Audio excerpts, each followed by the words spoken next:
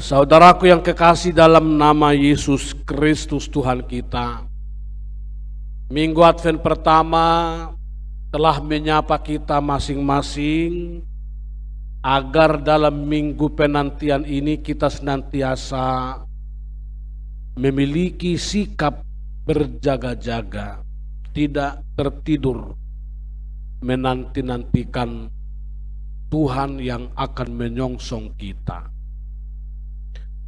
Lalu minggu Advent yang kedua mengingatkan kita agar setelah kita berjaga-jaga, kita bergerak move on untuk menyongsong, menyambut Sang Raja yang adil dan perkasa. Jadi tidak hanya duduk terpaku, tapi bergerak move on dari sana menyongsong Tuhan yang sedang datang kepada kita. Dan minggu Advent ketiga ini, hari ini Tuhan memanggil kita untuk bersukaria, segenap jiwa kita memuliakan Tuhan yang sudah datang menemui, menjumpai, merangkul setiap orang yang menjadi anak-anak Tuhan. Saudaraku yang kekasih, tema jiwaku memuliakan Tuhan ini pada dasarnya adalah nyanyian puji-pujian Maria. Karena Maria betul-betul bersuka cita atas berkat Tuhan yang telah diterimanya. Kalau kita baca di awal teks yang sudah kita baca tadi, Maria dijumpai Tuhan lewat malaikat Gabriel. Malaikat itu berbicara kepadanya, Allah Juru Selamat telah memperhatikanmu, memenuhi kasih karunia-Nya kepadamu. Engkau akan mengandung seorang anak laki-laki, dan engkau akan menamainya Yesus. Tapi waktu itu saudaraku, Maria dan Yusuf masih belum bertunangan.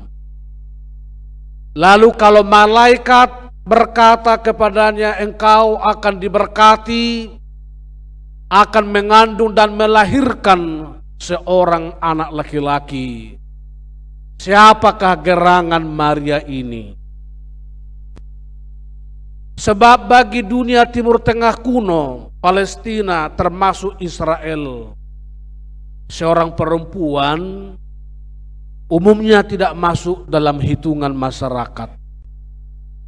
Apalagi garis patriarkat dari Israel, tentu Maria sebagai seorang perempuan tidaklah masuk hitungan. Bahkan perempuan sebetulnya saat itu kelas rendah, kelas yang tidak diperhitungkan, kelas yang tidak dapat tampil di tengah-tengah umum. Misalnya kalau ada pengadilan, perempuan tidak layak jadi saksi karena mereka dianggap memiliki lebih banyak dusta dibanding dengan kata-kata yang benar dari dirinya. Tentu posisi Maria adalah orang yang dianggap rendah dan tidak masuk hitungan, apalagi untuk mengerjakan hal-hal yang besar. Tetapi lihatlah saudaraku yang kekasih, dalam situasi seperti itu, malaikat Tuhan lewat malaikat Gabriel datang kepadanya dan berkata, diberkatilah engkau perempuan, engkau akan melahirkan seorang anak laki-laki, dan engkau akan menamainya Yesus. Ini Maria anggap dan sadari sebagai berkat luar biasa. Perempuan yang selama ini dianggap hina, dianggap tidak masuk hitungan, dianggap tidak dapat tampil di tengah-tengah umum. Sekarang Tuhan memberikan peran yang sentral, yang sangat strategis bagi Maria, turut dalam arak-arakan keselamatan karya Tuhan. Saudaraku yang kekasih, kita juga baca sebelumnya Maria ini berjumpa dengan seorang wanita namanya Elisabet, istrinya dari Zakaria. Saat itu Maria semakin yakin bahwa Tuhan memberkati dia. Sebab ketika Maria memberikan salam bagimu Elisabet, melonjaklah bayi di dalam kandungan Elisabet. Saya sendiri tidak bisa membayangkan bagaimana seorang janin bergembira ria, melonjak kegirangan dalam rahim seorang ibu, seorang Elisabet. Lalu Elisabet berkata, siapakah aku ini sehingga ibu Tuhanku datang mengunjungi aku? Ternyata bayi itu melonjak kegirangan karena Maria datang akan melahirkan Yesus sebagai Tuhan. Luar biasa, bayi ini mengenal Tuhan meski dalam rahim seorang Elisabet. Kita tahu ketika Elisabet melahirkan bayi itu, mereka membuat namanya Yohanes. Tapi ketika Zakaria ditanya siapa namanya, dia belum bisa berbicara. Karena ketika dulu malaikat Tuhan seperti ini, tahun depan engkau juga Elisabet akan melahirkan, maka tertawalah Zakarias. Geli, lucu. Bagaimana orang yang sudah lanjut usia melahirkan? Tapi apa yang tidak mungkin bagi manusia, sangat mungkin bagi Tuhan. Oleh karena ketidakpercayaan Zakarias, maka Tuhan menutup mulutnya menjadi keluh, tidak dapat berbicara. Kapankah Zakaria terbuka mulutnya dapat berbicara? Ketika ditawarkan kepada Zakaria, siapakah nama anak ini? Lalu Zakaria menulis namanya Yohanes. Saat itulah mulut Zakaria terbuka kembali. Saudaraku, kita coba simak dulu ayat 30 di depan ayat ini. Apa kata malaikat kepada Maria? Jangan takut hai Maria, sebab engkau beroleh kasih karunia di hadapan Allah. Engkau akan mengandung dan akan melahirkan seorang anak laki-laki dan akan menamainya Yesus. Ini sebetulnya kegenapan dari nubuatan Yesaya 7 ayat 14. Seorang perempuan muda akan mengandung dan akan menamainya Immanuel. Immanuel itu dalam perjanjian lama Allah beserta kita, dialah Yesus penyelamat Yehosua dalam perjanjian baru. Pada ayat 50, kenapa Maria memuliakan Tuhan? Mari kita simak ayat 50, saudaraku yang kekasih. Rahmatnya turun-temurun atas orang yang takut akan Dia. Pastilah Maria ditekan oleh berbagai rasa takut pada saat itu. Bagaimana bisa seorang Maria akan mengandung dan melahirkan tanpa berhubungan dengan seorang suami. Dia pasti takut sebab seorang gadis kalau mengandung dan melahirkan tanpa suami yang jelas, hukumannya adalah mati. Hukumannya dilempari oleh batu hingga mati. Maria tentu membayangkan ini, sehingga rasa takutnya luar biasa. Tetapi ketika Maria mengatakan yes terhadap perintah Tuhan, saat itulah rasa takut terusir dari dalam dirinya. Ini mengingatkan dan menyerukan kita, saudaraku yang kekasih, berbagai ketakutan yang kita alami dalam hidup ini. Kalau Tuhan menyapa kita dan kita mengatakan iya atas perintah Tuhan, sebetulnya itulah kunci utama melawan, menyingkirkan berbagai rasa takut yang kita alami di tengah hidup sehari-hari. Rahmat Tuhan disebut di sini turun temurun. Rahmatnya kekal, tidak sementara. Menyerukan kita dalam Advent ketiga ini agar memiliki jiwa yang stabil, melawan jiwa sikap yang labil.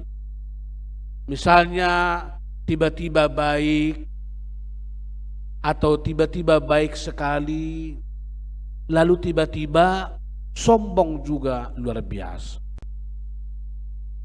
Bisa tiba-tiba seorang laki-laki cintanya meledak-ledak, tapi setelah itu cintanya juga putus. Mirip seperti cinta seminggu, malam Senin mulai bertemu, malam Selasa mulai bertamu, malam Rabu darling I love you, malam Kamis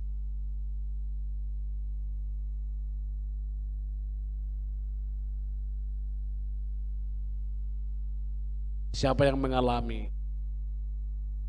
Malam Kamis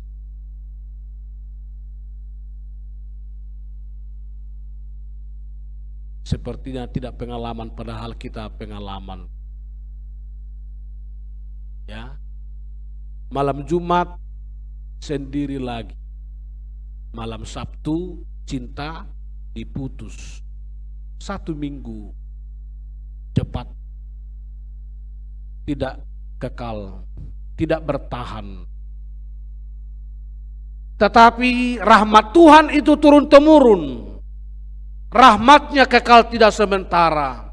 Itulah yang akan memampukan kita untuk mengasihi dengan bertahan dengan sungguh-sungguh kepada pacar kita, kepada orang tua kita, tapi terutama kepada Tuhan yang mengasihi kita.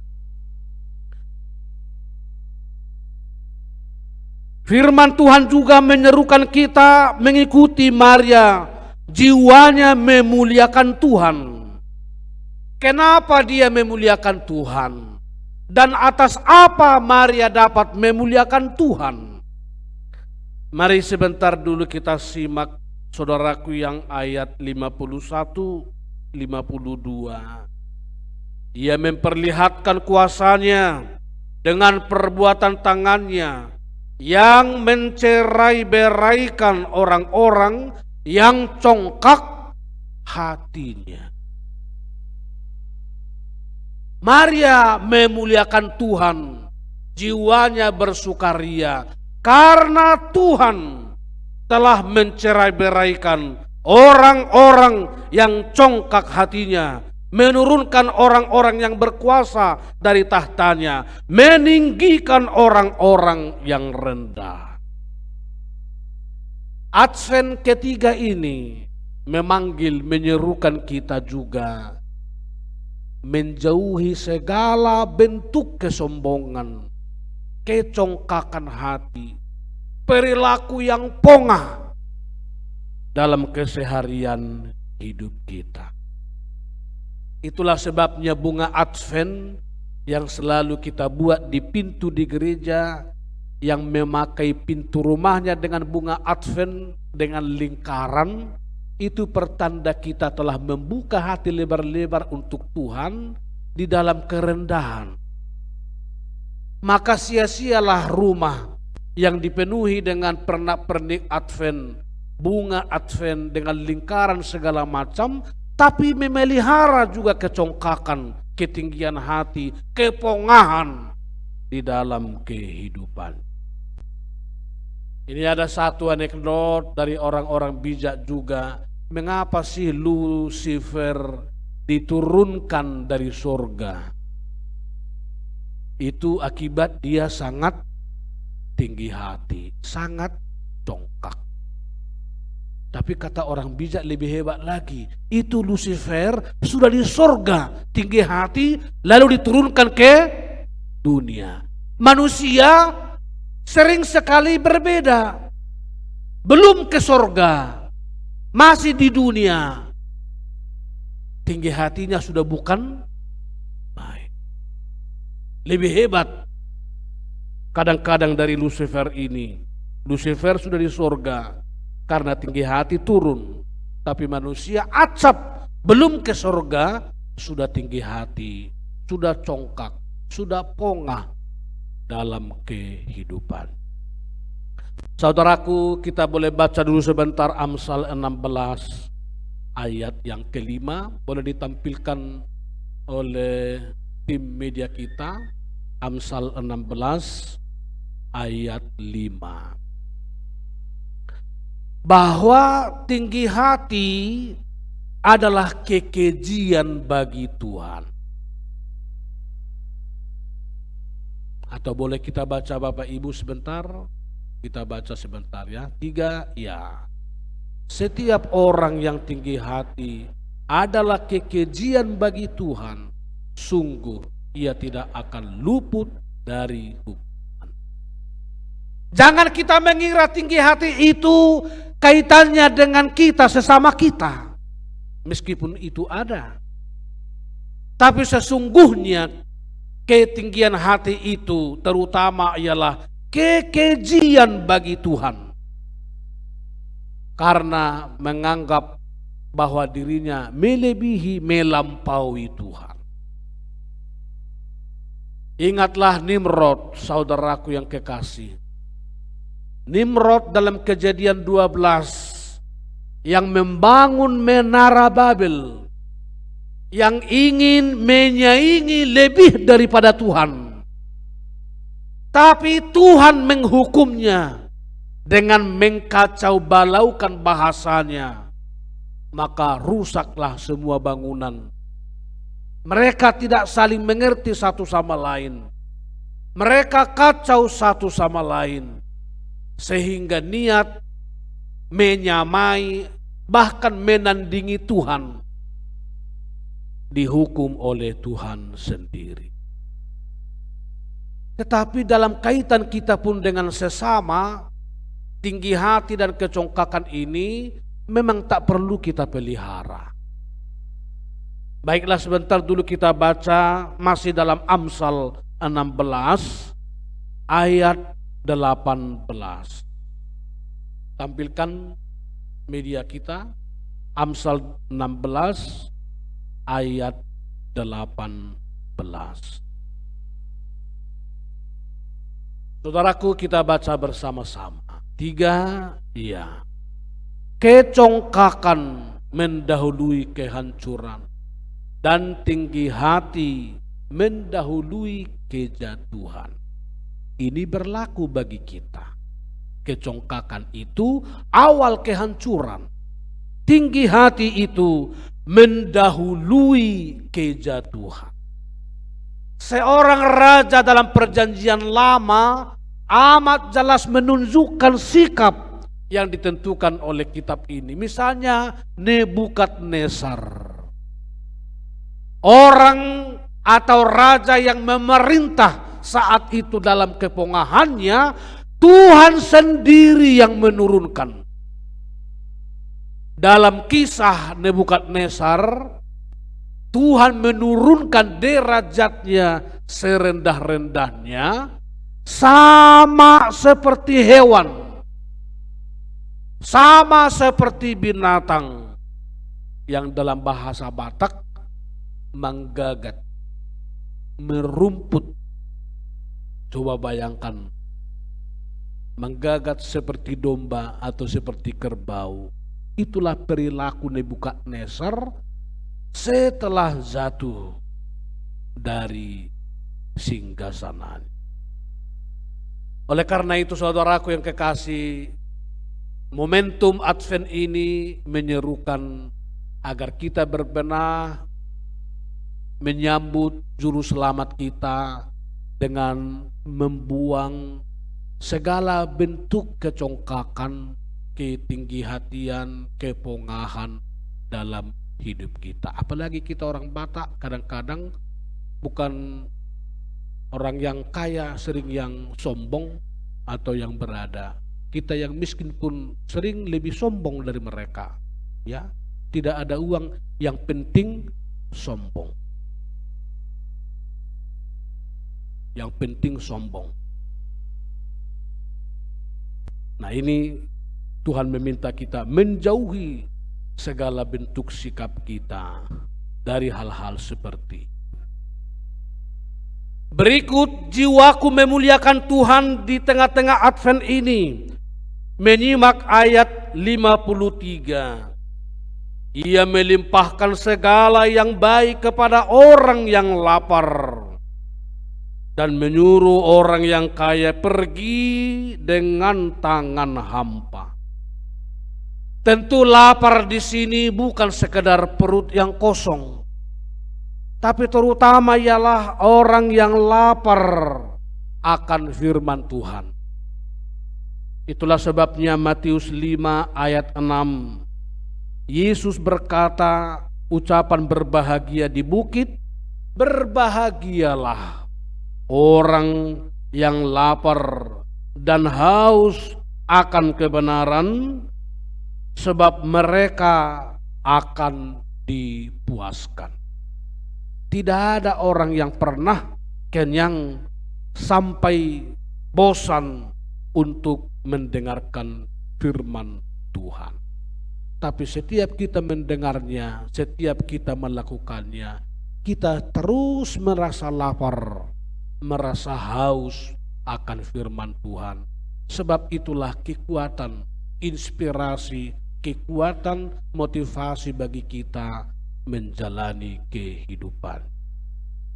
Saudara yang kekasih, marilah kita memaknai Advent ketiga ini dengan bersama-sama memuliakan Tuhan dalam hidup kita. Seperti Maria ini, dia percaya, dia menyambut, dia membiarkan firman Allah bekerja dalam dirinya. Dan dia memberikan dirinya sebagai alat di tangan Tuhan, sebagai bagian dari arak-arakan keselamatan, rencana kehendak Allah melalui kelahiran Kristus di tengah-tengah dunia ini.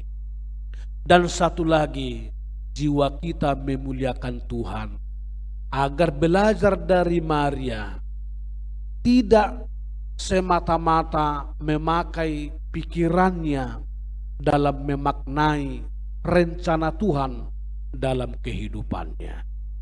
Dia memiliki keberanian yang kokoh, seperti perempuan yang dianggap kecil dan hina, tapi karena Tuhan yang memakai dia, dia bangkit dari keterpurukannya. Meskipun dia takut mengandung melahirkan tanpa suami yang hukumannya ialah mati, tapi karena Tuhan yang memakai menyuruh dia, dia mempercayakan hidupnya diatur oleh Tuhan sehingga Maria selamat dan jiwanya pun memuliakan Tuhan. Kiranya Advent kita ini juga semua kita maknai dalam rangka agar jiwa kita senantiasa memuliakan Tuhan di dalam kehidupan kita. Dua orang yang akan menyaksikan iman percayanya juga pada saat ini kiranya juga seperti Maria yang jiwanya memuliakan Tuhan, yang mempersembahkan dirinya senantiasa dipakai oleh Tuhan demi kerajaannya. Dia memberanikan diri melakukan kehendak Allah. Lebih besar rasa takutnya kepada Tuhan dibandingkan rasa takutnya kepada orang banyak. Apa kata orang kalau dia mengandung melahirkan tanpa suami? Dia berani karena Tuhanlah yang bekerja di dalam dirinya. Selamat Advent, Tuhan memberkati kita sekalian. Amin.